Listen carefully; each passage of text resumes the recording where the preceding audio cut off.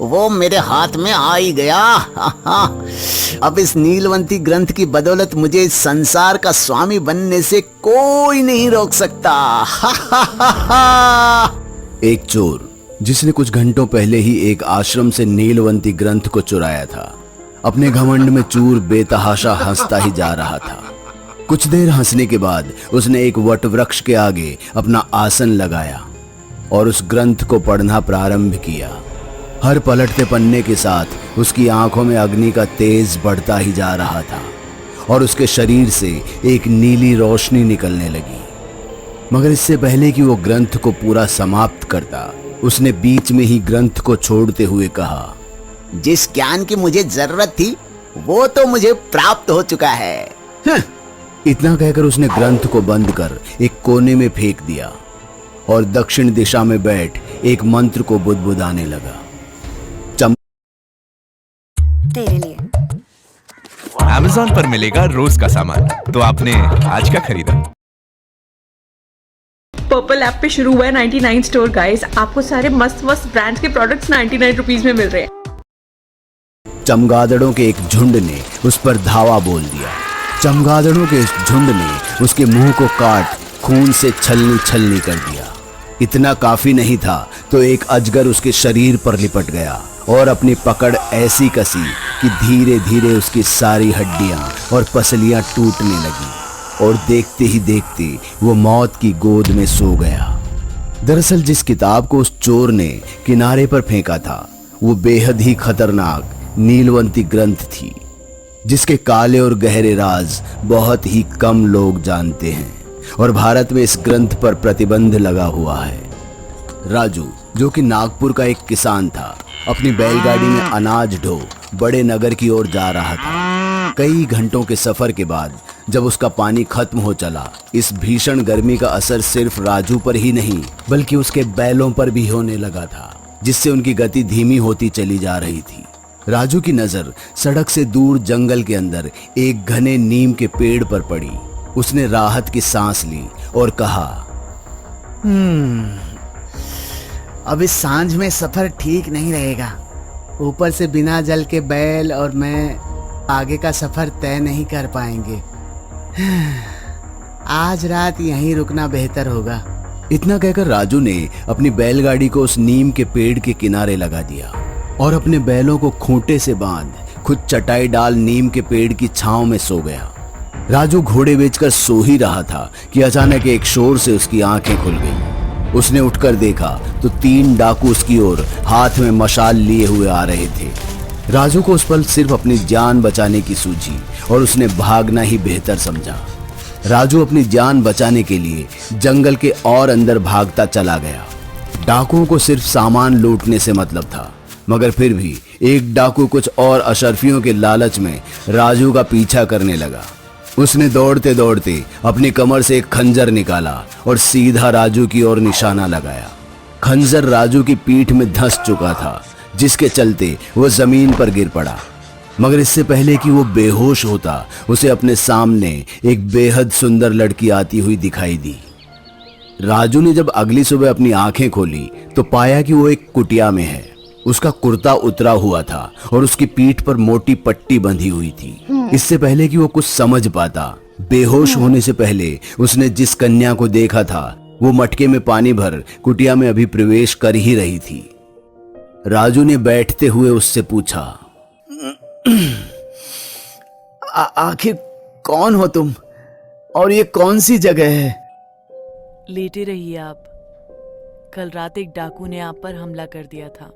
मैंने किसी तरह भगा तो दिया उसे, पर आप खून बह जाने के कारण बेहोश हो गए थे। इसलिए मैं आपको यहाँ ले आई और मरहम पट्टी कर दी। बहुत बहुत धन्यवाद आपका मेरी जान बचाने के लिए। वैसे तुम्हारा नाम क्या है? मेरा नाम राजू है। मैं नविका। अब तुम आराम करो राजू, मैं कुछ देर बाद तुम्हारे लिए भोजन पका दूंगी। नाविका के इतना कहते ही राजू वापस लेट गया। राजू कुछ दिन तक नाविका के साथ उसी कुटिया में रहने लगा। वो रोज राजू की मरहम पट्टी करती, उसे अपने हाथों से भोजन खिलाती और राजू चूल्हे के लिए लकड़ियां काटने में उसकी सहायता करता। राजू नाविका की खूबसूरती से बेहद मंत्रमुग्ध हो चुका था। आखिरकार जब राजू की स्थिति में कुछ सुधार आया तो उसने जाने से पहले नाविका का हाथ थामा और कहा, नाविका, तुमने मुझे नई जिंदगी दी है और भला मैं अपनी इस जिंदगी को कैसे छोड़कर जा सकता हूँ? तुम क्या कहना चाहते हो राजू? मैं कुछ समझी नहीं। तुमने जिस तरह मेरी सेवा की है, तुमने तो मेरा दिल मोह लिया है। मैं तुमसे विवाह करना चाहता हूँ। नाविका अपना हाथ छुड़ा कुटिया से बाहर जाने लगी। राजू ने तुरंत उसका हाथ पीछे से पकड़ लिया और कहा, मेरी आंखों में देखकर कह दो, अगर तुम मुझसे प्यार नहीं करती तो मैं हमेशा हमेशा के लिए चला जाऊंगा। नाविका की आंखें भी ये सुनकर नम हो चुकी थी। उसने करीब आकर उसके सीने पर हाथ रखते हुए कहा, मैं भी तुमसे बहुत प्यार करती हूँ, पर मेरी एक मजबूरी है जो मैं चाहते हुए भी तुम्हारे साथ बांट नहीं सकती। इस प्यार के बावजूद भी हम दोनों साथ नहीं रह पाएंगे। मैं तुमसे बहुत प्यार करता हूँ नाविका। तुम्हारी सारी मजबूरियां अब मेरी। मैं अपना दुख और सुख दोनों तुम्हारे साथ बांटने को तैयार हूं, पर बस एक बार मेरा हाथ थाम लो। नाविका ने पीछे हटते हुए कुछ देर सोचा और फिर राजू का हाथ पकड़कर बोली, ठीक है राजू, मैं तुम्हारे साथ विवाह करने के लिए तैयार हूँ, पर मेरी 2 शर्तें हैं। राजू ने बिना ज्यादा सोचे नाविका की दोनों शर्तों के लिए हामी भर दी। पहली शर्त थी कि राजू नाविका के साथ उसी कुटिया में रहेगा और बाहर की दुनिया से सारे रिश्ते नाते तोड़ लेगा, और दूसरी ये कि वो उससे कभी ये नहीं पूछेगा कि वो रात को कहां जाती है। राजू और नाविका अपना जीवन खुशी से व्यतीत करने लगे। राजू दिन में लकड़ियां काटता और भेड़ें चराता और नाविका के साथ अपने छोटे से खेत में खेती करता। रात होते ही दोनों मेड़ पर बैठ गीत गुनगुनाते या बिस्तर में एक दूसरे से किसी सांप के जोड़े की तरह लिपट रहे होते। पर गहरी रात होते ही नाविका लालटेन ले कहीं निकल पड़ती और सूरज के निकलते ही कुटिया में वापस आ जाती। कई रातों तक ये सिलसिला चलता रहा। एक रात जब राजू से रहा नहीं गया तो वो कंबल ओढ़ उसका पीछा करते हुए जंगल की ओर चल दिया। नाविका जैसे ही एक वट वृक्ष के निकट पहुंची, उसने एक मंत्र बुदबुदाया और देखते ही देखते उसके रूप में कुछ बदलाव आ गया। वो किसी स्वर्ग सी सुंदर अप्सरा सी दिखने लगी। राजू इससे पहले इस सच को हजम कर पाता, अचानक उसकी नजर एक तांत्रिक पर गई जो नाविका की तरफ ही जा रहा था। उसने नाविका से कुछ कहा, मगर राजू दूर होने के कारण ठीक से सुन नहीं पाया। तांत्रिक अपनी बात पूरी कर वहां से गायब हो गया, जिसे देख राजू हक्का बक्का रह गया। बहरहाल उसने अपना होश संभाला और फिर से नाविका का पीछा किया, जो अब एक शमशान घाट में एक हवन कुंड में मंत्र बुदबुदाते हुए घी की आहुतियां लगा रही थी। आखिरी आहुति के बाद उसने पिंजरे में कैद एक काली बिल्ली का सिर काट उसके रक्त की बलि चढ़ा दी। बिल्ली के रक्त की बलि चढ़ते ही उसके सामने एक बहुत ही मोटा और भारी भरकम ग्रंथ अवतरित हुआ, जिसे नाविका ने आदरपूर्वक अपने दोनों हाथों से पकड़ा और उसमें कुछ लिखना शुरू किया। यह देख राजू के होश ठंडे पड़ गए और वो तुरंत अपनी कुटिया की ओर दौड़ पड़ा। राजू जो पिछले 2 घंटे से डर के मारे कांप रहा था, नाविका को आते देख उससे आंखें चुराने लगा।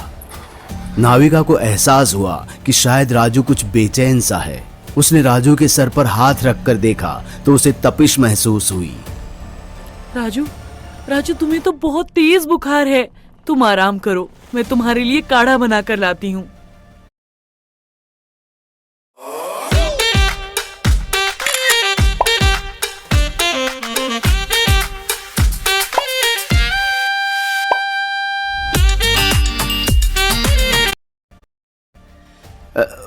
उसकी जरूरत नहीं पड़ेगी, ये बदलते मौसम का बुखार है।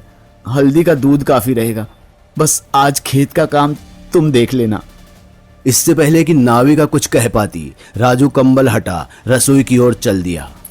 रात होते ही एक बार फिर राजू कंबल ओढ़ नाविका का पीछा करने लगा, जहां उसे वही तांत्रिक मिला जो कब्रिस्तान जाने से पहले नाविका को एक जानकारी मुहैया करवा रहा था।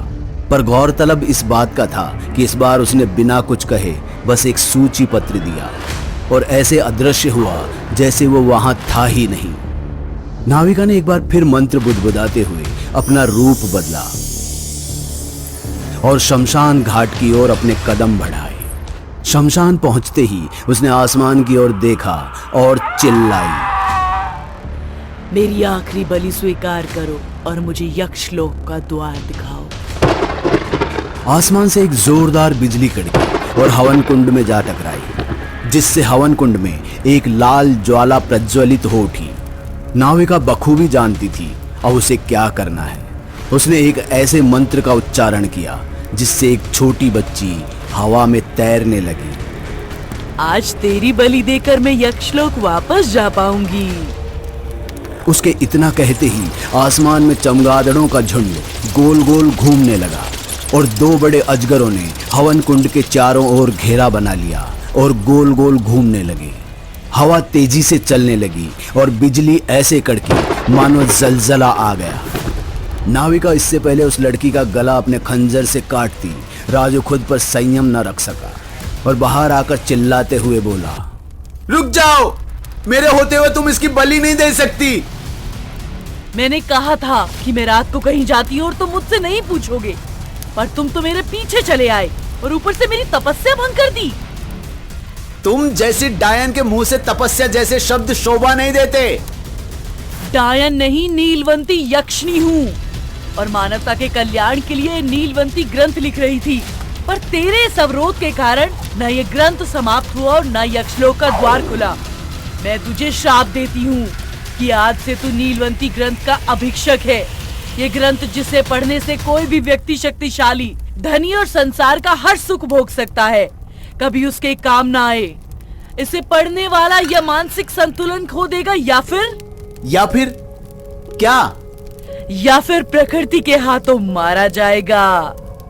ये श्राप दे नीलवंती यक्षिणी राजू की आंखों से ओझल हो गई। उस हादसे के बाद राजू ने अपने गांव में आप बीती भी बताई, पर किसी ने उस पर विश्वास नहीं किया। समृद्धि की भूख रखने वालों ने कई दफा इस नीलवंती ग्रंथ का फायदा उठाना चाहा, पर उन्हें मिला तो आजीवन पागलपन या फिर मौत। राजू ने अंततः ब्रह्मचर्य धारण कर लिया और पिछले 300 सालों से इस नीलवंती ग्रंथ के साथ एक आश्रम में जीवन व्यतीत कर रहा है और शायद करता रहेगा।